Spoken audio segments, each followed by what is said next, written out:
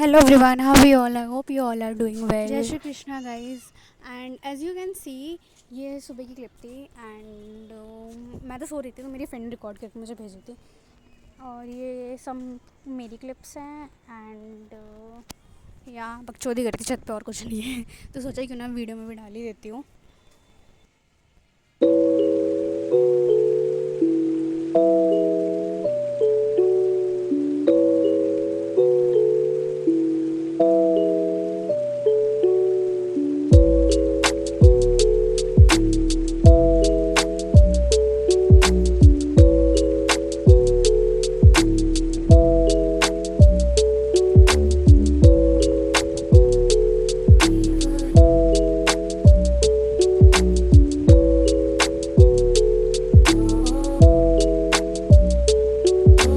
It helps the speaker lead his audience into the scene he describes by creating an imaginary picture. Usually it's something that moves. यहाँ पे मैं अपना room साफ कर रही थी, तो मुझे मेरी क्लास 6 की ड्राइंग बुक मिलती है। क्योंकि 3.5 साल से तो मेरे पास ड्राइंग सब्जेक्ट ही में ही नहीं था, और ना मैंने सच बताऊँ तो ड्राइंग करी। छोटे में मैं इतनी अच्छी आर्टिस्ट हुआ करती थी ना, मजाक से हट के। और अब देखो, पेंसिल पकड़ने में मौत आती है मुझसे मेरे साइंस के डायग्राम नहीं बनते यार।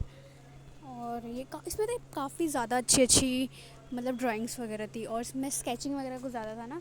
And you know what guys, आजकल का वेदर ऐसा हो रहा है ना दिल्ली साइड का, कि दोपहर में बारिश आ जाती है, कभी शाम में बारिश आ जाती है, कभी इतनी गंदी गंदी तरह धूप होती है ना कि क्या ही बोलूँ। एंड पर मतलब वेदर ऐसा हो जाता है बारिश होने के बाद कि हम टेरेस पे वॉक कर सकते हैं, या बाहर आंगन वांगन जो होता है इसका, हम वहाँ बैठ सकते हैं। एंड मैं अभी टेरेस पर ही मतलब वॉइस ओवर कर रही हूँ। या that's it for this clip.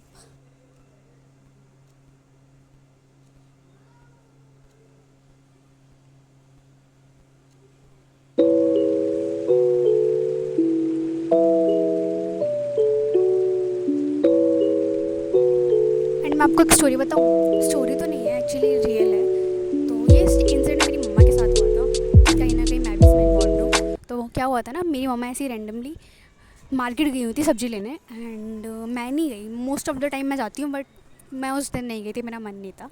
And फिर पता है क्या हुआ, सडनली कोई बच्चा आता है मम्मी के पास कि आंटी मैं खो गया हूँ करके, और बहुत बुरी तरह रो रहा था। एंड फिर मम्मा ने पूछा कहाँ का है, मतलब बेटा कहाँ से हो, क्या हुआ, कहाँ है आपका घर। उसे कुछ भी नहीं पता था। एंड फिर मतलब वहाँ पे ना बहुत भीड़ इकट्ठी हो गई कि बच्चा रो रहा था ना, क्या हो गया करके। तो फिर उसने बहुत लोगों से बोला कि मैं खो गया हूँ करके, किसी ने ज़्यादा हेल्प नहीं करी। मोस्ट ऑफ द लोग थे भी जिन्होंने हेल्प करी थी, तो मतलब वो लोग थे। तो फिर वहाँ पे एक आंटी आई बोलने लगी कि आओ तुम्हारी मामा वहाँ बैठ के रो रही है, मैं तुम्हें लेके चलती हूँ।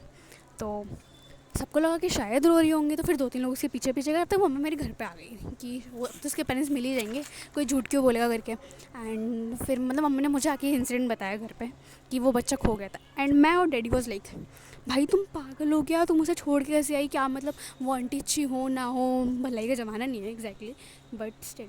एंड मेरे पापा ने बोला कि वहाँ जाके देख कर आओ, अगर वो बच्चा वहाँ पे है तो ठीक है, अगर उसके पेरेंट्स मिल गए तो और अच्छी बात है, अगर नहीं मिले वो तो उसको लेकर आओ, मैं उसके पेरेंट्स ढूंढवाता हूँ। तो फिर मैं और मम्मी गए वहाँ पे, तो हमें बच्चा तो मिल गया। तो आंटी बता रही थी कि वो औरत ना झूठ बोल रही थी कि वहाँ पे उसकी मम्मी रो रही है करके।